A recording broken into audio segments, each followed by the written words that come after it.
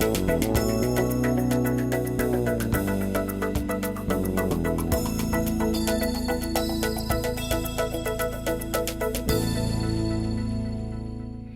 à tous, au sommaire de cette édition, une raffinerie bio d'algues a ouvert ses portes à Plouénan, dans le Finistère. C'est une première mondiale.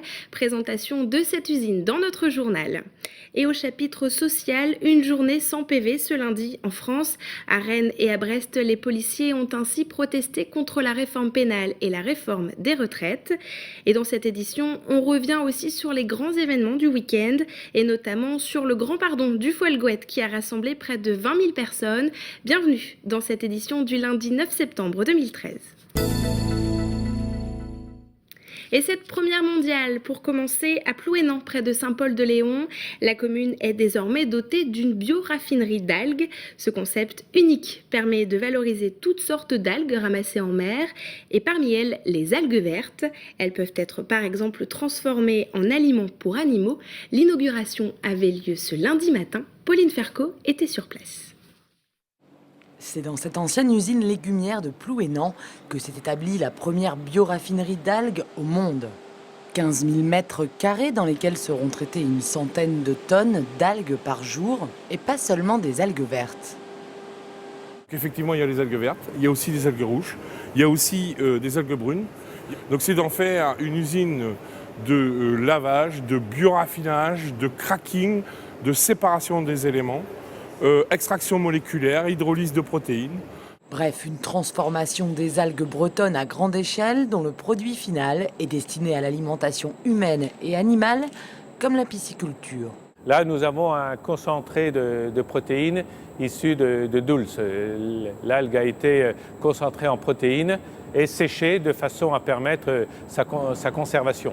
Si à l'avenir, les algues vertes venaient à disparaître, des solutions sont déjà envisagées pour ne pas nuire à la production de la raffinerie. Pour l'instant, nous en avons suffisamment puisque nous sommes en phase de création de cette filière de valorisation. Donc sur l'horizon des prochaines années, cela va. Mais nous commençons effectivement à réfléchir à cette éventualité et à imaginer des bassins de culture d'algues. Enfin, précision importante, les algues vertes transformées ici sont ramassées exclusivement en mer et non pas sur les plages. 2 ministres pour la rentrée de l'école des Mousses à Brest, rien que ça. Jean-Yves Le Drian, le ministre de la Défense, et Marie-Lise Lebranchu, ministre de la Réforme de l'État, étaient présents pour la rentrée des 180 mousses de la 5e promotion au centre d'instruction navale à Brest. Une visite de courtoisie sans annonce officielle. Pas de contravention, mais du dialogue. Ce lundi, à Rennes et à Brest, les policiers ont répondu à l'appel du syndicat Alliance.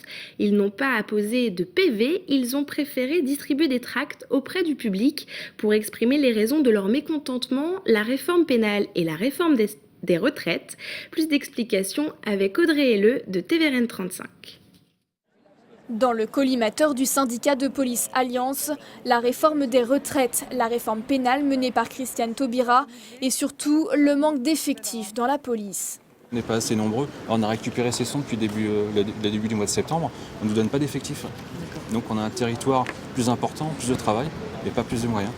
Autant de revendications résumées dans ce tract en forme de faux PV distribués ce matin. Les policiers recueillent également des signatures. Leur but, mettre la pression sur le ministre de l'Intérieur, Manuel Valls. Et ce qu'on veut, nous surtout, c'est interpeller notre gouvernement et notre ministre de tutelle pour que nos revendications soient bien comprises et ce n'est pas des revendications utopiques. Et voilà, on a le soutien et la compréhension de la population. N'ayant pas le droit de grève, la journée sans PV, c'est le moyen qu'ont trouvé les policiers de s'exprimer. Le principe, être plus indulgent envers les petits délits routiers. Une opération plutôt bien accueillie par les citoyens. C'est un bon moyen, quoi. C'est un bon moyen de se faire entendre. C'est une façon pour eux de travailler avec la prévention plutôt que de travailler toujours à taper sur les gens. Et ça montre qu'ils ont aussi un côté bien évidemment humain et qu'ils savent faire des choses bien et ils savent faire de la prévention aussi avant tout. Difficile d'évaluer l'impact de cette première journée sans PV. Le syndicat de police Alliance a tout de même recueilli 150 signatures supplémentaires. Et la mobilisation contre la réforme des retraites devrait s'étendre ce mardi. Pour le Finistère, des appels au rassemblement sont annoncés à Brest, Morlaix, Quimper et Quimperlé. Il faut aussi s'attendre à des grèves du côté du service public. Pour les transports, des perturbations sont à prévoir ce mardi sur le réseau SNCF. Les gênes occasionnées sont peu importantes. 3 TGV sur 4 devraient circuler ce mardi vers Paris et plus de 9 TER sur 10 sont prévus en région Bretagne. Pas de transrade entre Crozon et Brest. Le projet de liaison maritime entre la presqu'île et la cité du Ponant a été abandonné. Les premières traversées devaient avoir lieu début septembre. La date de mise en service avait été repoussée faute d'abonnés. Ce lundi, la compagnie maritime Azenor annonce l'abandon total du projet. Et ce week-end, des milliers de pratiquants sont venus prier Notre-Dame du Folguet pour le Grand Pardon. Dimanche, l'archevêque de Paris, le cardinal André XXIII, a présidé la messe devant près de 3000 personnes. Les cérémonies du pardon restent une tradition qui attire dans le Finistère. Frédéric Lorenzo. Chaque premier week-end de septembre, depuis plus de 500 ans, le pardon de Notre-Dame du Folguet rassemble sur 2 jours jusqu'à 20 000 pratiquants. Des pratiquants au profil très différents. La tradition du pardon en Bretagne, c'est une tradition qui est très belle. On est tous les ans au pardon du Folguet. Pourquoi ? Parce que moi j'ai eu des grâces avec elle. Je ne suis pas pratiquante occasionnellement simplement, mais bon, je suis quand même croyante. On vient tous les ans. Pourquoi vous venez ? Parce que on aime ça.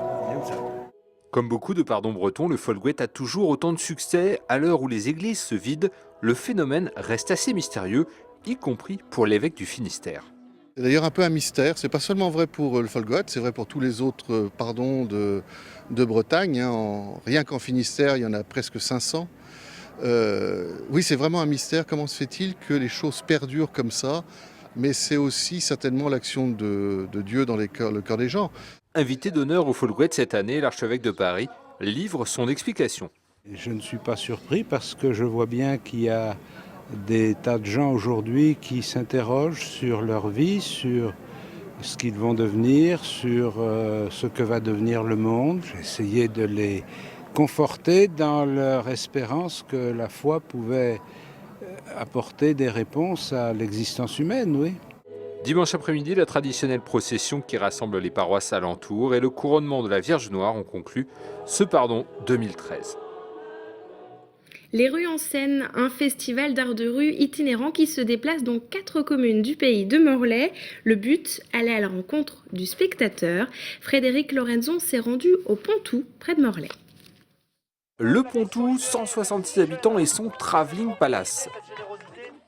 Donc les gens, est-ce que vous êtes prêts à voir du cirque? Est-ce que vous êtes prêts à donner, à pousser, à encourager? Le temps d'un après-midi, dimanche, la petite commune des environs de Morlaix a triplé sa population. Des spectateurs venus découvrir 4 spectacles proposés dans le cadre de Rue en Seine.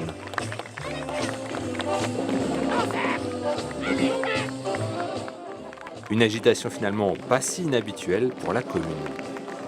Le 13 juillet, tous les ans, on fait une grande fête sur la place et ça attire à peu près entre 2 et 3 000 personnes. Rue en Seine propose chaque week-end de septembre aux spectateurs de découvrir des univers artistiques différents, mais aussi de circuler entre les communes de la communauté de communes de Morlaix. Il y a aussi un manque, voilà, souvent ce sont des villes qui n'ont pas forcément de structure pour accueillir des spectacles tout au long de l'année. Donc déjà, d'où vient l'idée de se déplacer. Ensuite, notre formule sur les rues en Seine, c'est aussi de rendre le spectateur, non plus spectateur, mais aussi acteur. Et c'est ce qu'on voit peut-être derrière moi, une trentaine de danseurs morlaisiens et des environs qui font partie du processus de création du nouveau spectacle de Bernardo Montet.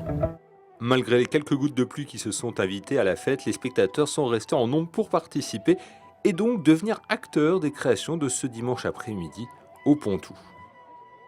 Et à noter que Rue en Seine se déplace une dernière fois dans le Finistère le dimanche 15 septembre à Garland.